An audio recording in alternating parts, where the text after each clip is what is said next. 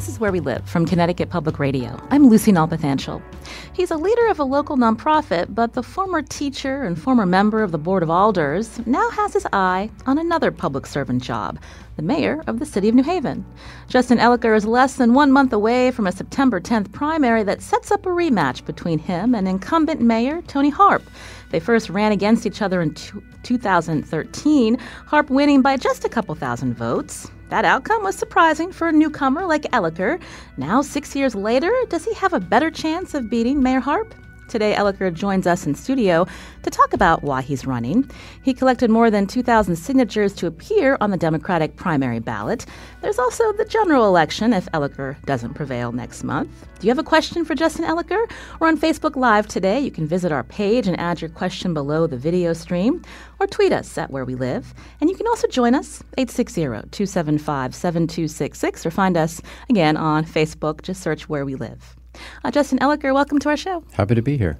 So for our listeners who don't know a lot about you, you've been living in New Haven now for more than a decade, but tell us about your upbringing. Sure. I grew up in Connecticut. I was born in New York City, and my folks moved to Connecticut when I was 2.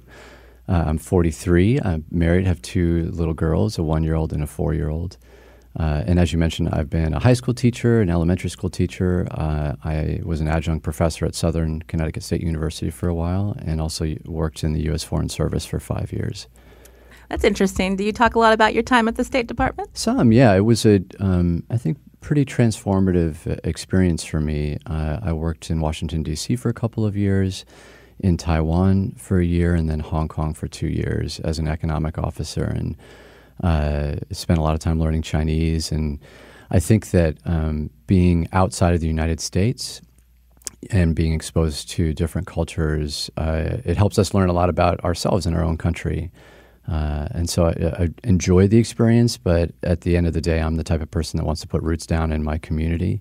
And with the State Department, every 2 years I'd have to move as a part of the rules of the State Department, and I didn't want that lifestyle. So what brought you to New Haven? So I grew up in Connecticut and wanted to move back to a place that was close to my family. I went to the School of Management and the School of Forestry at Yale, and loved New Haven. There's so many incredible things about the city, and I think I'm sure a lot of people that have experienced New Haven feel the same way. There's the arts, the culture, but there's also an incredible diversity in the city that I think makes us strong, and our shared wisdom can make us better as a city. I'm not sure if you saw that Nate Cohn wrote an article a couple years ago about looking at all the cities in the U.S., which one's most mirrored demographically the United States. And New Haven was that city that most mirrored the demographics of the U.S. And I feel like New Haven's small enough that you can have strong community, but also large enough that we can really make a difference. And perhaps other people can even learn from us if we are able to address a lot of the challenges we face. It's one thing to enjoy living in a city like New Haven that has a lot to offer, but not everyone's going to step up to the plate to want to work for city government, especially be the mayor of a city. So, what prompted you first, I guess, to attempt to become mayor back when you were in your 30s, fairly, I guess, new, maybe a few years in New Haven at the time. Mm-hmm. What really attracted you to the job? So everything I've done in my life professionally, I've always felt like it's important to have a public service element to it. I think that for all of us, it's important to give back to our community, and there's many ways that we can do that. After what's been going on at the national level with politics, and having been someone that complained a lot about politicians and the decisions that were made, I felt like it was important for me not to just complain, but to do something about it and to step up to the plate. And I am running for mayor both because I love the city, but I also see a lot of challenges in New Haven. There's, as I knock on doors, I'm knocking on doors all around the city, going to Blockwatch meetings, festivals, and talking with people all around the city. And it's pretty clear that we have a lot of significant challenges. The most stark is around income inequality in the city. We see serious income inequality getting worse at the national level, but we very much have that at the city level as well. And it's everything from access to affordable housing to issues around urban blight. to the neighborhood struggling to get the kind of attention that we often give to downtown, but oftentimes don't support the neighborhoods as much as we should. And I feel like, it's time for me to do something about it. I think my skills and background and interests make me a good fit for the job. Justin Elicker is here in studio on Where We Live. He's running to be the mayor of the city of New Haven. First up is the primary on September 10th. He's facing incumbent Toni Harp, who was on our show just a few weeks back. If you have a question for Justin Elicker, the number 860-275-7266. You can also find us on Facebook Live. Just add your question below that video stream. And, of course, you can tweet us at Where We Live. You mentioned all of the reasons why you came to New Haven and why you appreciate living in a city as diverse that represents a lot of what our country has to offer. But does Toni Harp get some credit for the city that New Haven has become over the last 6 years? Of course. I think that politics oftentimes politicians will say nothing nice about the other candidate and stuff. And I think that Mayor Harp has done good things for the city. And she's had a long career of public service as a state senator for more than 20 years. And so I think that it's important to acknowledge the work that she's done.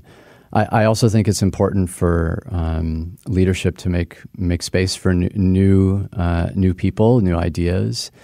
And when you look at what's going on in our city today, we have a lot of challenges, and oftentimes our politics gets in the way of implementing good, solid policies that can help address a lot of the injustices that exist in this city. And what do you mean when you say politics get in the way? I'm just curious if you could expound on that. Well, if you open the paper, pretty much any day, there's an article that's related to that. And what I mean by that is oftentimes in New Haven, leadership appoints people that may not necessarily have the expertise for the job, but rather they're political friends. There's someone that helped that person get elected. And when we appoint the wrong people for the job, people that don't know what they're doing, we get results that are not always the best for the community. And to give a specific example, there's an FBI investigation into City Hall.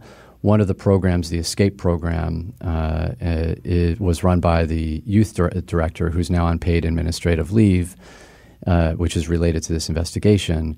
And this individual was Mayor Harp's campaign manager in 2013, was Mayor Harp's campaign chair this time around, and is a political friend that doesn't have a lot of experience and background in directing a youth program. And because of that, this Escape program, so there's emails that were released that show that the director gave a contract to his friend when he should have put it out to bid as required by the city. And this project, the city's spent over $200,000 on this teen center. And after 2 years of working on this project, the teen center's never even opened its doors. So when we have people that aren't the right fit for the job, teens don't have access to a program that, when I talk in the community, so many people are asking for more youth programs in the city. And so people on the street, people in the community are really impacted by these types of decisions. We should mention that FBI investigation is still continuing.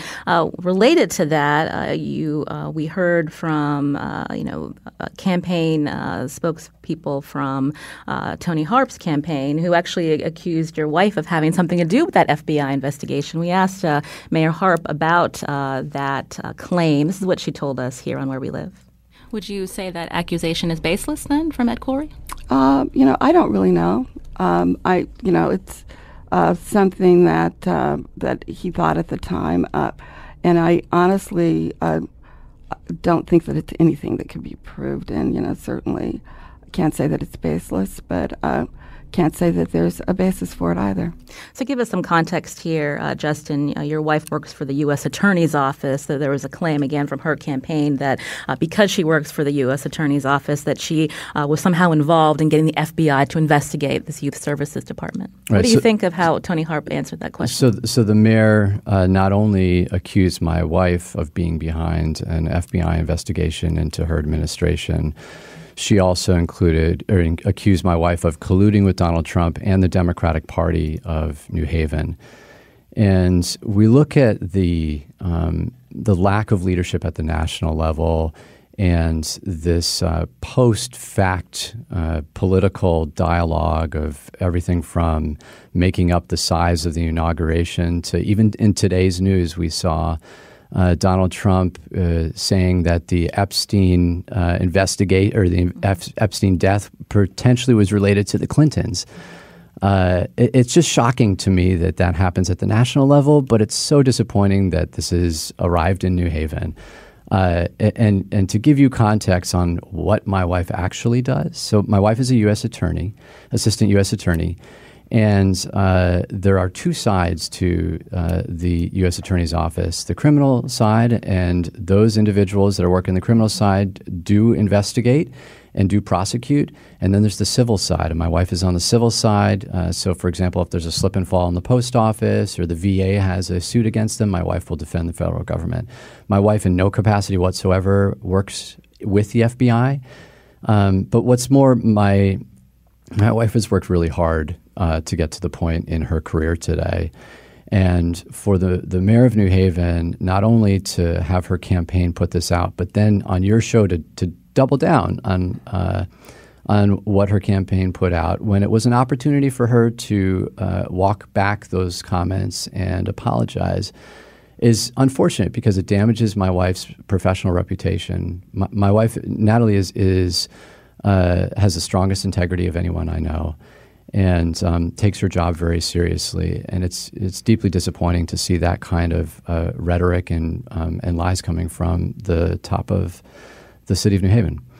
I'm talking with Justin Elicker today. He's one of the candidates running to become mayor of New Haven.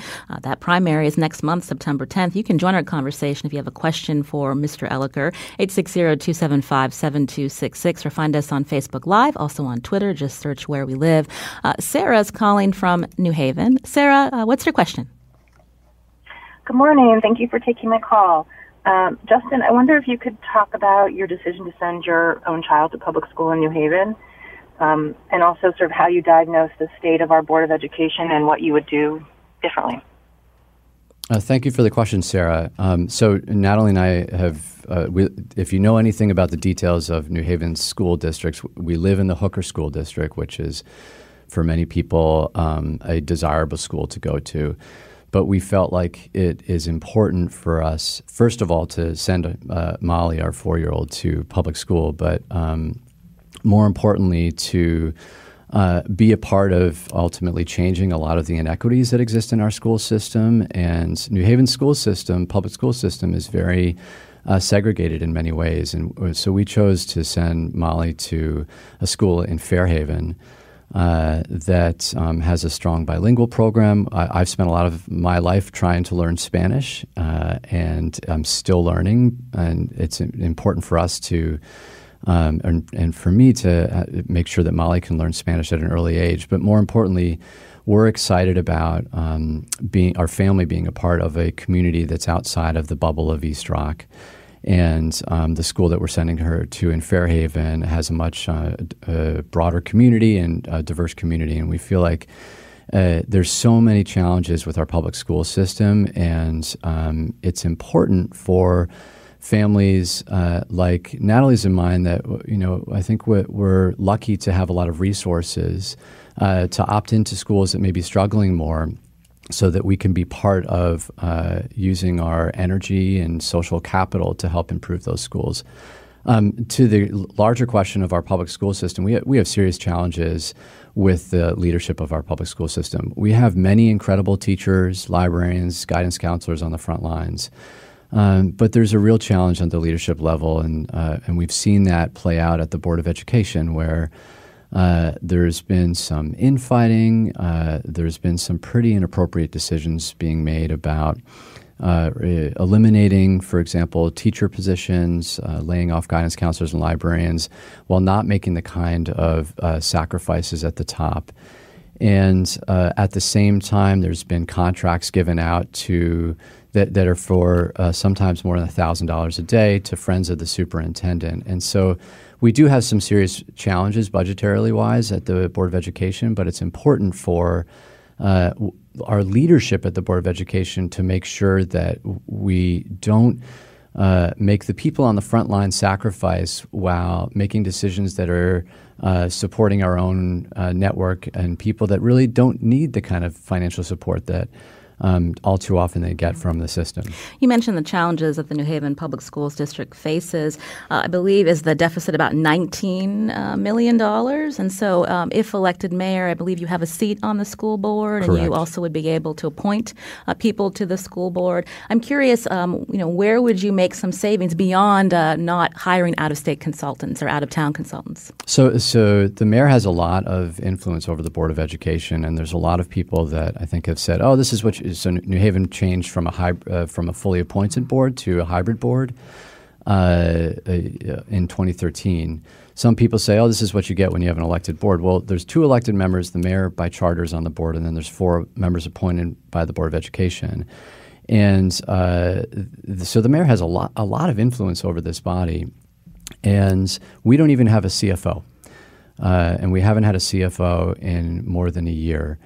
And the mayor at a forum that we had a couple weeks ago said, well, we don't have a CFO and we don't know where a lot of the spending is happening because we don't have a CFO. Well, if you're on the board of an entity, you can push the superintendent to hire a CFO and you can ask pointed questions to make sure we know where the spending is. I think ultimately we're going to have to make some difficult decisions regarding our public education system. We should have anticipated some of these. There was a large federal grant, a TIF grant, that New Haven got years ago, and we should have seen that the funding for that TIF grant was going to end about a year ago and anticipated some of the downsizing. We will have to make difficult decisions, but the problem that I see is that all too often it is the people that don't get paid much that are working directly with the students that their jobs get eliminated, rather than looking across the board at a shared sacrifice with administrators, with operations. And we have not seen in this proposal on how to address the budget problems that shared sacrifice. What would your relationship or strategy be with working with unions, specifically teacher unions? You mentioned a shared sacrifice. Sometimes those contracts lock people in. When you mentioned difficult challenges, that can mean they can't lay off certain teachers, but maybe they lay off the librarian or the paraprofessionals. Right. So I think that the most important thing is having mutual respect and making sure that the mayor plays a strong leadership role in respecting our municipal unions. And at the end of the day, the challenges financially that we face as a city, it may make it more difficult for us to find common ground with our unions. But at the same time, I think that most people that are in public sector unions, the police, fire, teachers, understand the strain of the finances. And if we are willing to make sacrifices at the top as well, it makes the sting a little bit easier. And just to give an example, there was an 11% tax increase last year. And a couple months afterwards, the mayor gave top employees raises. The mayor also gave herself a raise. And that's not the right time to give yourself a raise. That's a time to give a pay cut, right? When there was an increase back when DeStefano, a tax increase that was much smaller than 11%, back when DeStefano was mayor of the city, the mayor proposed a decrease in his salary, and Dr. Mayoral, who was the superintendent, also had a decrease in his salary. And what that did, and they were still making a lot of money, but what that did was say, hey, it's time that we all have to give a little bit. And having that kind of shared responsibility over things, I think makes people that are in public sector unions feel recognized, feel respected. Another example of this that's going on right now is the police department, where they haven't had a contract in 3 years. And I, as a general rule, talk with all officers that I run into on the street and say, how you like your job, how you doing? And Universally, they say that they like their job, but they haven't had a contract in 3 years, and they feel a lot of uncertainty around their benefits, and they don't feel as respected by the city. Well, how does a city like New Haven really compete against the suburbs that pay much better? Even Yale University recently hiring a former Chief Campbell. Right. So I think this is a major problem in our city. And just to put it in perspective, so we're losing many, many officers to the suburbs. An entry-level officer in New Haven gets paid around $45,000. An entry-level officer in Hamden gets paid around $76,000. That's such a huge gap. And so even though many of our officers love the job that they have in New Haven, you can't blame them for taking a job that's $10,000, $20,000 a year more. And so the short answer is we have to pay them more. We have to pay them more. And so the question is, how do you do that? We're a city that's struggling economically. And we can do that in a number of ways. Well, first of all, we pay about $60,000 just to train an officer. And when another town poaches that officer, we get only a very small fraction of that money reimbursed. And so we then have to train a new officer. And so that $60,000 is wasted. We should be anticipating if we pay them a little bit more, we don't have to spend $60,000 training a new officer. The second part of this is we pay a lot in overtime for policing, about $8 million annually. And some of that overtime is necessary. For example, if there's a serious incident, an officer shows up and is working with someone that has been a victim of a crime, we don't want that officer an hour in to say, well, my shift's over and I'm going to go home. So some of that overtime is necessary because that officer has already started a relationship with that person and knows a lot of information. But a lot of it is unnecessary. We're spending a lot of overtime because we don't have enough officers in our police force. We don't get reimbursed fully for a lot of the events that happen in New Haven that officers spend time on overtime. We also have 4 assistant police chiefs, and we might not need that many in order to get the job done. So some restructuring can help us out a lot. Justin Elicker is my guest today here on Where We Live. I'm Lucy Nalpathanchel. Again, he's collected enough signatures to be on the September 10th Democratic primary ballot against incumbent Mayor Toni Harp. If you've got a question for Mr. Elicker, 860-275-7266, or find us on Facebook Live and Twitter. Just search Where We Live.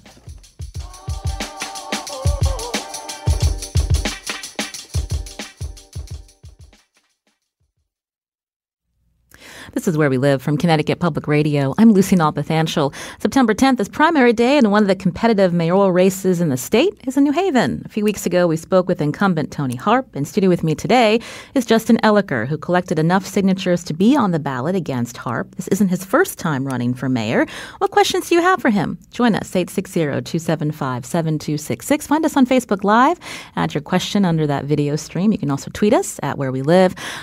Justin, Anna on Facebook wants to know, she's hearing a lot about how much debt the city of New Haven is in. She wants to know what got the city to this point, and what is your plan to deal with it? This is a good and complicated question. So the city is facing serious financial problems, and they're about to get worse. Our pensions are 40% funded. We have $1.5 billion in bond debt. We are not fully funding our health care for retirees. We should have about $166 million in that pool right now. We have $3 million. We have serious financial problems. And much of this has been created by a history of us focusing on year-to-year budgeting rather than long-term budgeting, and trying to address a lot of the systemic problems that exist within our budget. And oftentimes when political leaders look for making the tough decisions, they end up looking to the taxpayers to address the challenges with expenses and revenues in the city. And last year we saw an 11% tax increase. And so there's many things that we need to do to address this problem. The first is to eliminate wasteful spending. There's been $50,000 trips to China. There's been hundreds of thousands of dollars spent on lawsuits that we keep losing. There's been a lawsuit that's targeted an ex-employee of the city that the mayor fired that's cost us over $500,000. We're spending tens of thousands of dollars on lawyers to defend a lead policy in the city that the city, Mayor Harp rolled back the lead policy in the city, and the city should not have this new policy, period, because it's unethical and not protecting our children. but then the city's doubling down and spending a lot of money on lawyers to protect the policy. So there's a lot of wasteful spending, and that can save some money. At the end of the day, it's not going to close the gap enough for many of these challenges that we've created in the past. And so we need to look to something other than only the taxpayers to address this problem. Like asking Yale University for more money. That's one of your proposals. Correct. And so I think that there's multiple ways that we need to all pursue them all at the same time. Yale University is one. I'm happy to talk about that. The state is another, and we often ask for the state for more pilot funding, payment in lieu of taxes funding. And if just a short summary of that New Haven has about 55% of our property is non-taxable. And because of that, the state has a policy where they're supposed to reimburse us for some of those funds. They never fully fund it. And we keep asking the state. The state has serious financial problems too, and we've gotten less over the years. And so we need to look for other tools from the state authority. The state can give us authority to collect a beverage tax, a hotel tax, more revenue on a speeding ticket that we give out in New Haven. If an officer gives out a speeding ticket in New Haven, we get $10, the city gets $10, and the state gets the rest. So there's other tools that don't cost the state money. And certainly residents don't like to hear more taxes, Justin. Yeah, but you know what's interesting? Residents in New Haven like to hear more speeding tickets and red light tickets because it's like the Wild West as far as driving in New Haven. I think people want some more law enforcement, and it would make it easier if we had more revenue, more of the percentage of revenue from those tickets going to New Haven for us to actually pay for the officers to spend that time enforcing the law. Are there some concerns from the public that doing more traffic enforcement that would disproportionately fall on Black and Hispanic members of your community? I think this is a great question, and I think that there's ways to overcome this by making sure that we have policies where if the officer pulls someone over that's going a certain speed over the speed limit, they either must give a warning, they must give a ticket, and we need to also spread them out so that they're enforcing the law across the city. And so that we don't have a policy that, police in many places have had a history of oftentimes disproportionately arresting and giving out fines to Black and brown individuals. And so we need to be careful about how we implement it, but that doesn't mean that we can't enforce the law in New Haven. Let's talk more about that Yale proposal, though. So how much does Yale University contribute to your city? How much more do you want to see? So Yale does, I think in this conversation, it's always important to acknowledge that Yale does a lot for New Haven. And Yale is also a prominent economic force in the city. Yale currently voluntarily gives $11.5 million to the city. And when you step back, it sounds like a lot, right? When you step back and look at the capacity of Yale, though, it's pretty small. The city of New Haven's budget is about $660 million. Yale's operational budget, annual operation budget, is $3.8 billion. Yale had a surplus last year of $91 million. $91 million surplus. And they give to the city $11.5 million. I think that while Yale does some things for the city, there's much more that they can do. And it's in Yale's interest to do more because we are about to start to have serious financial challenges in the city. And Yale does not want to be in a city where taxes keep going up so that it can attract good talent for its own university, where there's serious economic problems in the city and people are struggling to get by.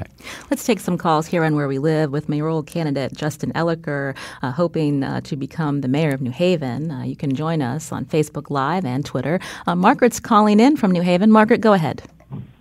Hi, Justin. As I'm sure you know, for years New Haven had a national model for a magnet school. It was called the West Hills Follow-Through Program. It lasted for at least 4 decades. It was spectacular. It represented children in every neighborhood in the city, every racial, ethnic group, every socioeconomic group. Our children had a spectacular opportunity to live as citizens and to know each other across neighborhood lines for 9 years. This wonderful school was demolished by the George W. Bush No Child Left Behind policy because it was not a test-driven school. It was a Bank Street magnet school. We lost this spectacular model for how to educate our children. What can we do to get it back? Thank you for the question.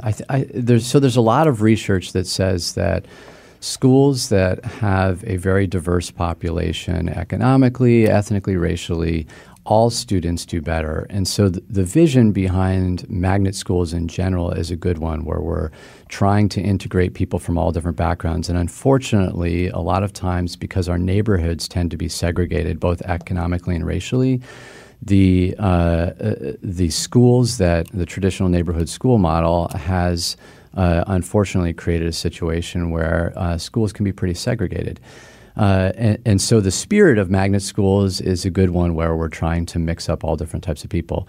There's some challenges, however, and we've seen in New Haven, particularly in the last year, some of those challenges come to light, where there's a lot of suburban towns that will send their children to New Haven schools, and actually the suburbs economically benefit from doing that.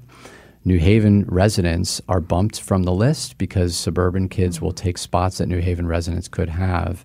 And so, and interestingly, there's a lot of children from the suburbs that are Black and brown that are coming to New Haven schools, perhaps because they don't feel as comfortable in schools in the suburbs. And so the spirit of magnet schools versus what's the result of our magnet school program has been, I think, not the ideal result. I believe Mayor Harp has suggested charging tuition to those suburban students who come into New Haven to go to the magnet schools. What's your take on that? I think that that's a good idea, that we need to find ways to make sure that not just with our school system, but with all of our city, that we're making sure that people in Connecticut pay their fair share.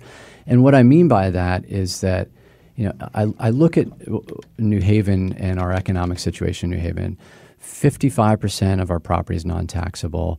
We support so many different social services in this city, and many people that live outside of New Haven and around New Haven come to enjoy the services in New Haven, whether it's working at the university, going to the hospital. And I see very much New Haven subsidizing the suburbs. And when you think of someone in a suburban town, and imagine tomorrow, all of a sudden, half of your town becomes non-taxable.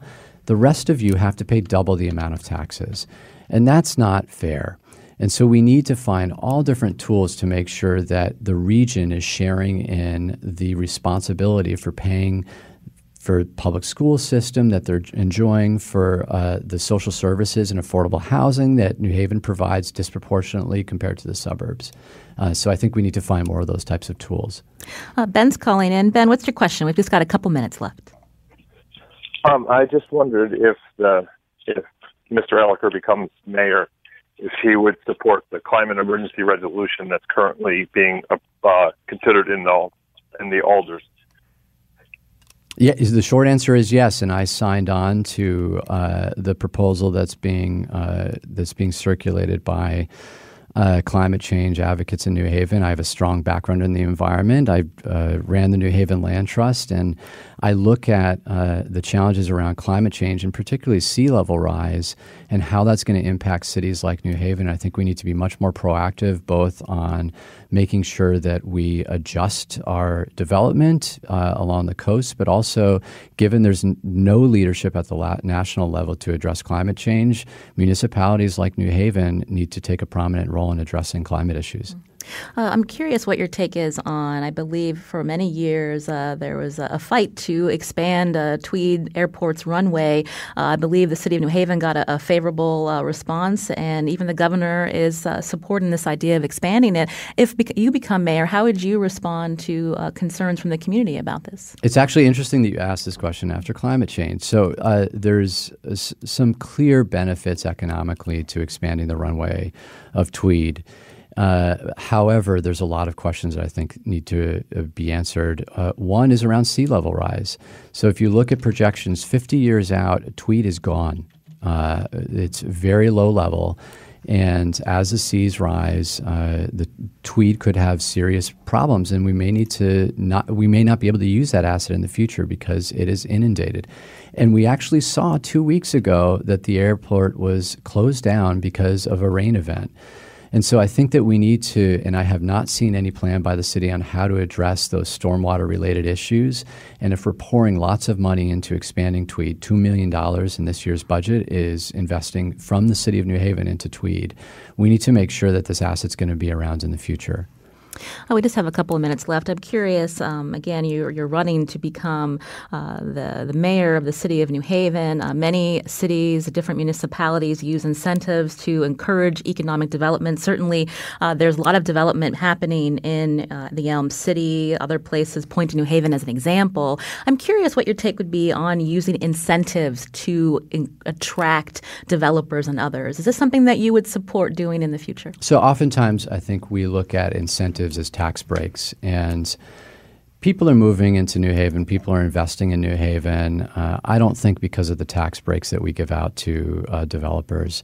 And so I'm not a big fan of that. I think the incentive is New Haven itself, and people in general around the nation are moving back to cities, and New Haven is hot right now. People want to live in New Haven because it's an incredible place to live. And as we continue to make New Haven more safe, the schools better, to be a more walkable and bikeable city, people will opt into New Haven. People will want to invest in the New Haven. And it's just too difficult for me to say that I'm going to give a tax break to someone that is building a large building in New Haven when there are so many residents in the city that just suffered an 11% tax increase that are paying so much of their own money. I think New Haven itself is the incentive. And as mayor, I think that the leadership championing just what New Haven is going to drive a lot more investment into the city. Before we run out of time, we've mentioned New Haven's Black and Hispanic residents a few times. I'm just curious, with your background, who you are, what is it about you that would attract them to the polls to vote for you, Justin Elicker, over Toni Harp? I think this is a great question. And at the end of the day, I've been knocking on doors in every neighborhood around the city, and not only has there been a lot of frustration in the current leadership, but there's enthusiasm for a different type of government that invests in all neighborhoods, that's more accessible, that enjoys interacting with people. And I have a strong history of working with communities across the board and delivering. So with the New Haven Land Trust, I took over the organization 5 years ago. And we turned around the organization, our team, and invested more in youth programming, which is something that I consistently hear, free youth programming in neighborhoods like Newhallville and Dixwell. And those are the results. People want results at the end of the day, and they're not getting them now. Well, I want to thank Justin Elicker for joining us here on Where We Live. Again, he's a candidate for mayor. He's on the ballot next month, September 10th, primary day, against incumbent Mayor Toni Harp. Justin, thank you for coming in. We appreciate it. Happy to be here. I'm Lucy Nalpathanchel. After the break, we're going to get some analysis from Paul Bass, editor of the New Haven Independent. Now, if you live in New Haven, what candidate are you supporting in this mayor's race? You can join us. Find us on Facebook Live or Twitter at Where We Live.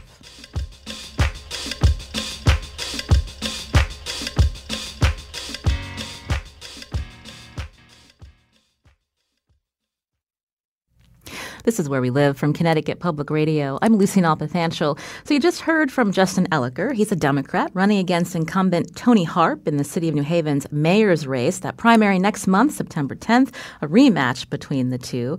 Now, for more on this race, joining us via our studio at Gateway Community College in New Haven is Paul Bass, who's the editor of the New Haven Independent. Paul, welcome back. Hi, Lucy. Nice to speak with you. So Justin Elicker definitely has a lot of ideas for the city of New Haven. Again, this is a rematch between him and Toni Harp. What stood out to you about his candidacy this time around? Well, it's about the interview you just did with Justin and the one you did with Toni Harp a couple of weeks ago in a meta sense. I think the interview you just did said a lot about the dynamics of this race in particular and how primaries work and how, apart from which candidate you like, they really are a cleansing and positive force for a city to have when you have an incumbent. So your interview today started out, your first call came from the same person who called at the beginning of the Toni Harp interview. Someone who works very hard with a citizens group for Justin Elicker, very critical of Toni Harp. She started out your interview with Toni Harp, putting the mayor on the defensive with a critical question, and started out this one sort of softball, asking about how great he is for sending his kids to public schools. And I think, to me, what that reflects is the dynamic of this race in the city. Because throughout the Toni Harp program, you didn't see her people organized or even concerned that she was on WNPR. What kind of impression do we make? Do we have our people call in? You had people from the Elicker camp supporters bombarding her in the last program. Really, it was a very defensive interview. She didn't come across great. She wasn't at her best. And you had Elicker's people, all positive questions here. I think the WNPR listenership is voting for Elicker, and the WYBC listenership, which is the largest listened to African American and working class station in New Haven, is probably going with Harp. And I don't think that's good. I don't think it's bad. I think it's a reflection of reality and also about the way the different campaigns are organized and what they're paying attention to. So who's going to turn out next month? That's always the question, right? Turnout. And I had mentioned earlier that Justin Elicker, he actually had a pretty good showing the first time that he ran for mayor back in 2013. Does he have a pretty good shot? Everybody believes this is a close race, and it's a two-tier race. It starts out with the Democratic primary. People believe Toni Harp has the edge in that one, although it's not a given. No one's taken it as a given. She and Justin Elicker are both working very, very hard, making their case to people. I think that's going to be close. Then you have a general election where Justin Elicker is on the ballot again. Toni Harp is running only in the primary, but Justin Elicker's name is on both, just as in 2013. And you have 16,000 unaffiliated voters in New Haven. They broke for Elicker 2/3 in the last general election. That group, I believe, has grown. You have 48,000 Democrats. So this is way too close to call. I'm going to try to have a tiny bit of humility as a journalist to say I really don't know who's going to win, Lucy. But everybody believes this is a very hotly contested race that can go either way. I think Elicker has the math favoring him somewhat in the general. People believe that Toni Harp has the math favoring her in the primary.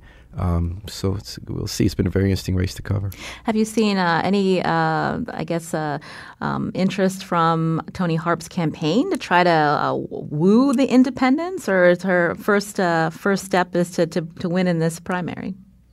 Well, the independent-minded voters count too. So there are 5 or 6 largest voting wards out of 30 in New Haven, and they are mostly white wards, and they are mostly pro-Elicker wards, and they've gotten bigger, especially the downtown ward.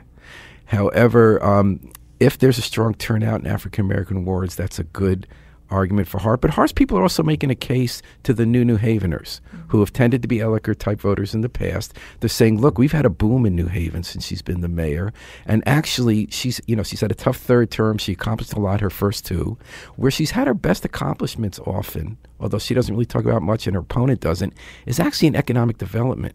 Because the boom is not just that people want to come to New Haven, as Elicker said, but there are a couple of key decisions the Harp administration made that could have gone either way that actually promoted the boom. The biggest one being District, which is an old Connecticut bus depot that was polluted, empty, and a developer from New York wanted to do a traditional big box development there. It was a competitive process in which the Harp administration picked local entrepreneurs, took a risk, and it is the single biggest economic development success story in the state. People make like Hodge-type pilgrimages there when they run for state office, economic development. Within less than a year, it filled up with over 100 companies and, over 100 employees.